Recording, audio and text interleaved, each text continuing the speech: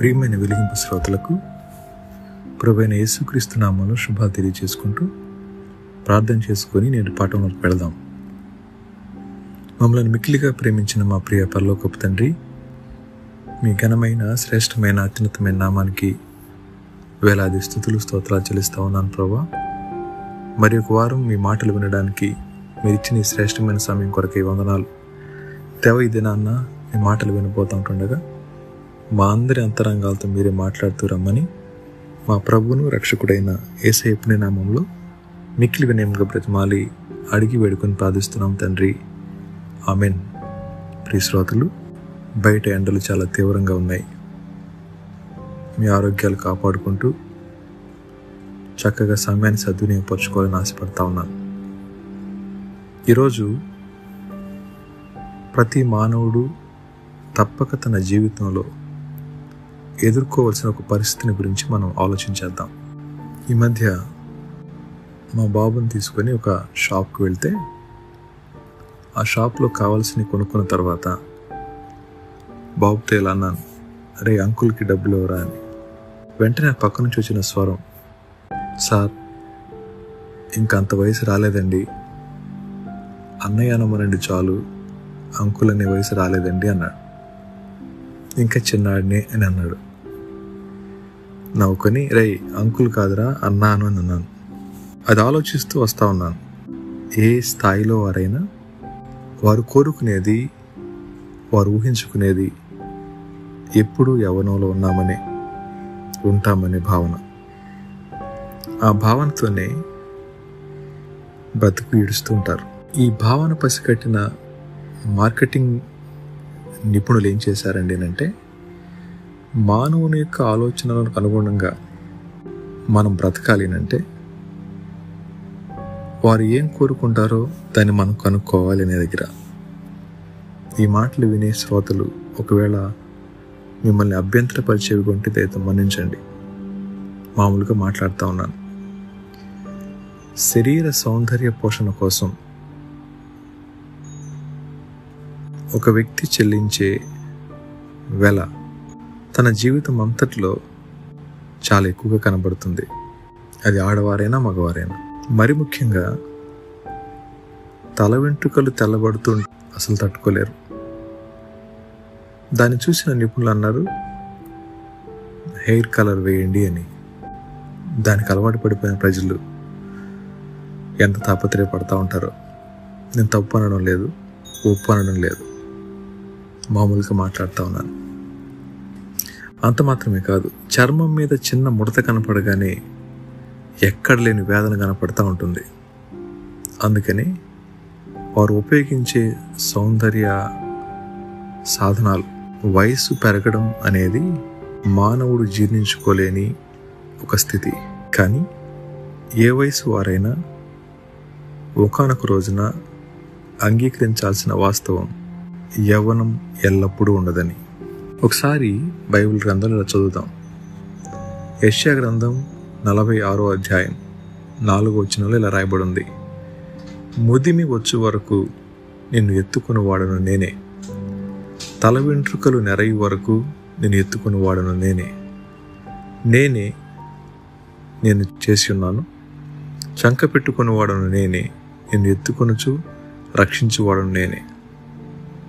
Even to your old age I am he, and to grey hairs I will carry you. I have made and I will bear, I will carry and will save. ఈ మాట మనం వింటా ఉన్నప్పుడు బైబిల్లో ఉన్న వాక్యాన్ని వాగ్దానంగా స్వీకరించడానికి ఇష్టపడతారు, కానీ ఆ వాక్యంలో ఉన్న వాస్తవాన్ని అంగీకరించడానికి మనుషులు ఇష్టపడలేరు. ఇలాంటి పరిస్థితుల మధ్య మనం కొన్ని వాస్తవాల్ని ఆలోచించేద్దాం. అదేంటండి అంటే, మన జీవితంలో పెరగడం అనేది ఆగిన తర్వాత ఇక వాడిపోవటం మొదలవుతుంది అనేది మనకు తెలుసు. ఒక చెట్టు పెట్టినప్పుడు అది ఎదుగుతుంటుంది. ఎదిగినటువంటి చెట్టు ఫలాలు ఇవ్వడం మొదలు పెడితే ఆ ఫలాలు వృద్ధి చెంది అనుకూలంగా రాగానే అది నెమ్మదిగా వాడిపోవటం మొదలు పెడుతుంది. సృష్టిలో ఏదైనా అంతే. ఇలాంటి పరిస్థితుల్లో కేవలం మనిషి మాత్రమే తన శరీరంలో వచ్చే మార్పుని ఏమాత్రం స్వీకరించడానికి ఇష్టపడరు. అందుకని అంకులైనా ఆంటీ అయినా ఈ మాటల్ని అసలు ఇష్టపడరు. వాస్తవానికి మనిషి గుర్తించాల్సిన విషయం ఏంటండి అంటే, మనకంటే పెద్దవారు ఎంతో ధన్యులు అన్న విషయం మర్చిపోతూ ఉంటారు. మన వయసులో ఉన్న వాటిని వారు అధిగమించి వారు పరిపూర్ణత వైపు పరుగులెడతా ఉన్నారు. అది తెలియని మనం ఏమనుకుంటామంటే వారి వయసు అయిపోయింది కదా అని. అయితే ఈరోజు మన పాఠంలో ఏం నేర్చుకోబోతున్నామంటే, దేవుడు తన యందు విశ్వాసం ఇచ్చిన బిడ్డలతో మాట్లాడుతున్న మాట, ముదిమి వచ్చే వరకు ఎత్తుకుని వాడును నేనే అనే మాట. కొన్నిసార్లు మన జీవితంలో భౌతికంగా మనం ఎదుర్కొనే విషయాలు మన జీవితం ముదిమి వైపు ప్రయాణిస్తుంది అన్నదాన్ని అంగీకరించవలసిన సత్యం. అది ఎలా ఉంటుంది అంటే, కొద్దిసేపు కూర్చోవాలనిపించడం, ఎక్కువసేపు నిలబడలేకపోవడం, ఎక్కువసేపు చూడాలనిపించడం, పని చేయాలనే మనసు లేకపోవడం, కొన్ని విషయాలు గుర్తుపెట్టుకోలేకపోవడం, ఇవన్నీ కూడా భౌతికంగా మీరు ఎదుగుతున్నారని, ముదిమి వైపు మీరు అడుగులేస్తున్నారన్న విషయాన్ని అంగీకరించవలసిన సత్యం. అందుకని అది కనబడకుండా ఉండటానికి కొంతమంది తాపత్రయపడతా ఉంటారు. మంచిదే, అలా ఉండటం మంచిది. కాబట్టి ఎవరైతే భౌతికంగా ఎదుగుతున్నట్లుగా కనబడతా ఉంటారో వారి జీవితాల్లో స్పష్టంగా కనబడేది కోపతాపాలు, అలాగే ఎక్కువ కూర్చోవాలనుకోవడం, చేయడం కంటే చూడటానికి ఇష్టపడటం, అలాగే మతిమరుపు. శ్రోతలు, ఈ లక్షణాలు మనలో ఏమైనా కనబడుతున్నాయి అంటారా? అయితే మనం ఎదుగుతున్నాం అనడానికి అదొక గుర్తు. రెండవదిగా మానసికంగా. ఇప్పుడు చెప్పబోతా ఉన్న లక్షణాలు కనుక మనలో కనబడతా ఉంటే మానసికంగా మనం వృద్ధాప్యం వైపు అడుగులేస్తున్నట్లు గుర్తుపెట్టుకోవాలి. ఎక్కువ మనం గతాన్ని గురించి లేదా భవిష్యత్తు గురించి ఆలోచిస్తూ తక్కువగా వర్తమానం గురించి ఆలోచిస్తూ ఉన్నట్లయితే మనం మానసికంగా బలహీనపడుతున్నట్లుగా గుర్తుపెట్టుకోవాలి. ఎక్కువగా గతాన్ని గురించి, అలాగే భవిష్యత్తు గురించి. మూడవదిగా ఎమోషనల్గా, భావోద్రేక పరంగా. ఒకవేళ మన లోపల భయాలు కానీ భావోద్రేకాలు కానీ అలా అధికమవుతున్నట్లయితే మనం గుర్తుపెట్టుకోవాల్సిన కొన్ని విషయాలు. మానసిక భావోద్రేకాల దగ్గర మరికొన్ని విషయాల్ని మనం ఆలోచించేద్దాం. అదేమిటి అని అంటే, అయితే ఏంటి, జరిగేదేదో జరుగుతుంది కానివ్వండి అనుకుంటూ గతంలో చేసిన తప్పుల గురించి పదే పదే బాధపడుతూ వారు తీసుకున్న నిర్ణయాల కోసం పశ్చాత్తాపడుతుండటం. అంత మాత్రమే కాదు, అందరూ నన్ను వదిలేశారనే భావన, ఎవరు నన్ను ప్రేమించట్లేదనే భావన, ఒంటరితనం అలా కొనసాగుతున్నట్లయితే మనం గుర్తుపెట్టుకోవాలి, ఇవి వృద్ధాప్యపు ఛాయలు అన్న విషయాన్ని గుర్తుపెట్టుకోవాలి. అంత మాత్రమే కాదు, కొన్ని విపరీతమైన శబ్దాలు తట్టుకోలేకపోవడం, విపరీతమైన వేగం దగ్గర గుండె కొట్టుకోవడం, అలాగే ఆర్థికపరమైన ఇబ్బందుల దగ్గర సరైన పరిస్థితి లేకపోవడం, అలాగే కొన్ని అనారోగ్యాలు, ఇవన్నీ కూడా మనం పెరుగుతున్నాం అనడానికి గుర్తులు. ఎందుకంటే యవ్వనంలో ఉన్నప్పుడు బాగా స్పీడ్గా వెళ్ళాలి అని మనం అరుచుంటాం, ఇంకా పోనీయండి అంటూ. అంత మాత్రం కాదు, ఒకవేళ పెద్ద పెద్ద సౌండ్స్ పెట్టుకొని పాటలు విని ఉండొచ్చు, మాటలు కూడా విని ఉండొచ్చు. కానీ ఇప్పుడు అదే వ్యక్తులం, కానీ ఆ పరిస్థితులు మనం తిరిగి మళ్ళీ వినడానికి ఇష్టపడలేకపోతా ఉన్నాం. ఇలాంటి పరిస్థితుల్లో మనం గుర్తుపెట్టుకోవాల్సింది, మనం ఎదుగుతున్నాం అనడానికి ఒక గుర్తు. అయితే ఇవన్నీ కూడా ఎవరైతే లోకానుసారంగా ఆలోచిస్తూ ఉంటారో, లోకానుసారంగా తమ జీవితాల్లో సిద్ధపాటు లేకుండా జీవిస్తూ ఉంటారో అట్టి వారు పలికే మాటలు ఇవి. ప్రియ శ్రోతలు, ఈ మాటలు వింటా ఉన్న మీరు ఒక విషయాన్ని జాగ్రత్తగా గమనించండి.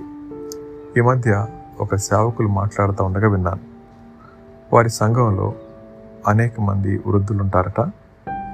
వారు ప్రార్థన అయిపోయిన తర్వాత వచ్చి వారితో ప్రార్థన చేయించుకుంటూ ఇలా అంటారంట, అయ్యా త్వరగా దేవుని దగ్గరికి వెళ్ళిపోవాలి, మా కోసం ప్రార్థన చేయండి అని. అప్పుడు ఈ పాస్టర్ గారు ఏమంటారు అంటే, అమ్మ మీకు చూసుకునే పిల్లలు ఉన్నారు, మంచిగా ఆస్తిపాస్తులు ఉన్నాయి, ఆరోగ్యం ఉంది, ఎందుకు అలా అంటారు మీరు అనగానే వారు అంటారంట, ఇది పాడు లోకమయ్యా, దేవుని దగ్గరికి వెళ్ళి ప్రశాంతంగా ఉందాం అనుకుంటున్నాం అని అన్నమాట. వారు ధనం లేక ఆరోగ్యం లేక ఇబ్బందుల వలన వెళ్ళిపోదాం అనుకోవట్లేదు. వారి ఆలోచన ఇదిమిత్తంగా వారు నమ్ముకున్న దేవుని మీద కేంద్రీకరించారు కాబట్టి. ఇదే మాట పౌలు గారు ఏమంటారండి అంటే, బ్రతుకుట క్రీస్తే చావైతే లాభము అనే మాట. బ్రతకడం క్రీస్తు.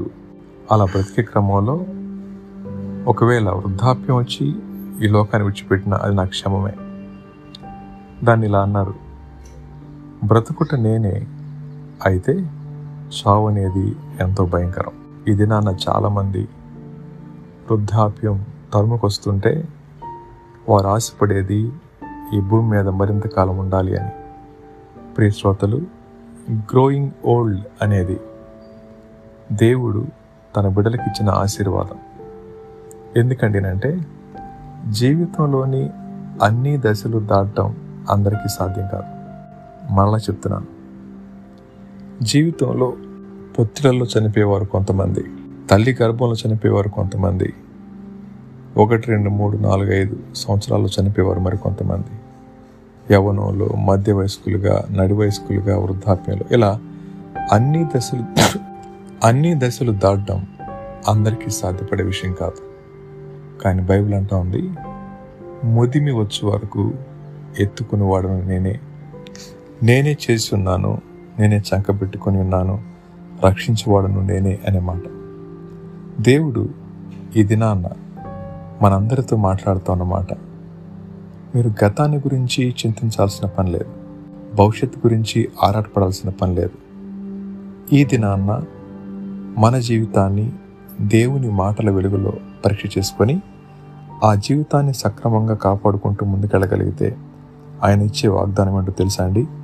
ముదిమి వచ్చే వరకు ఎత్తుకుని వాడను నేనే అనే మాట. ఈ దినాన్న మా ప్రియ శ్రోతలైన వారు ఈ మాటలు వింటా ఉన్న ఎవరైనా సరే, ఒకవేళ మన జీవితాల్లో మనము గనక ఇబ్బందులు కొన్ని వెళతా ఉన్నట్లయితే కంగారు పడకండి, దేవుడు మనతో మాట్లాడుతున్నమాట. దానికంటే ముందు ఇంకో మాట ఇలా అంటారు, 3వ వచనం 46వ అధ్యాయం యెషయా గ్రంథం, యాకోబు ఇంటి వారలారా, ఇశ్రాయేలు ఇంటి వారిలో శిక్షించిన వారలారా, గర్భమున పుట్టినది మొదలుకొని నా చేత భరింపబడిన వారలారా, తల్లి ఒడిలో కూర్చున్నది మొదలుకొని నేను చంకబెట్టుకునే వారలారా, నా మాట ఆలకించండి అనే మాట. అసలు వాస్తవానికి మొదటి మాట ఏంటో తెలుసా అండి? బేలు కూలుచున్నది, నెబో కృంగుచున్నది, వాటి ప్రతిమలు జంతువుల మీదను పశువుల మీదను మోయబడుచున్నవి అనే మాట. ఒక సమస్య గుండా వారు వెళతా ఉన్నప్పుడు 3వ వచనం రాయబడి ఉంది, యాకోబు ఇంటి వారలారా, ఇశ్రాయేలు ఇంటి వారిలో శిక్షించిన వారలారా అనే మాట. ఈ మాటలు మనం వింటా ఉన్నప్పుడు 2వ వచనం రాయబడి ఉంది, మీ మోతలు సొమ్మసిల్లు పశువులకు భారముగానున్నవి, అవి కృంగుచు కూలుచు నుండి ఆ బరువులను విడిపించుకొనలేక తామే చెరలోకి పోయి ఉన్నవి. ఒక సమస్య గుండా వారు వెళ్తా ఉన్నప్పుడు ప్రభు ఇస్తా ఉన్న వాగ్దానం ఇది.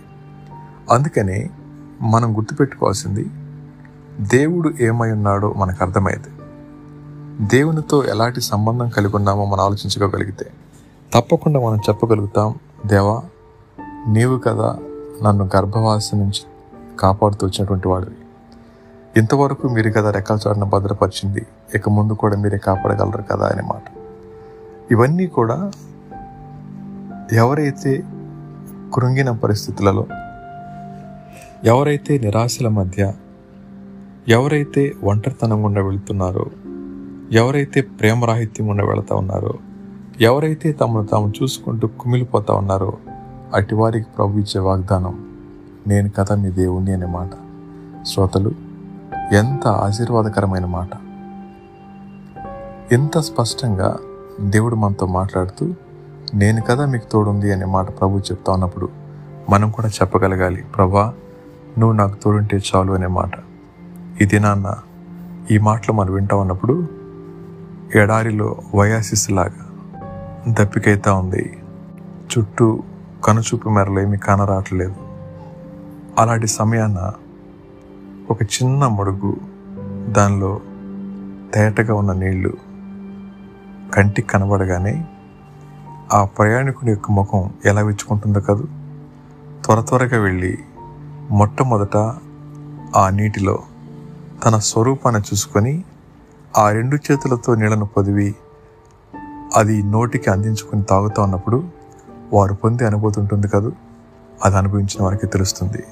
ప్రియ శ్రోతలు, ఈ దినాన్న ఈ మాటలు బహుశా అందరికీ అర్థం కాకపోవచ్చేమో, కానీ ఎవరైతే ఇటువంటి పరిస్థితులు గుండా వెళతా ఉన్నారో అటు వారికి నిజంగా ఎడారిలో వయాసిస్ లాంటిదే కదూ. దేవుడు మనతో ఉన్నాడు. ఆయన విడిచిపెట్టేవాడు కాదు.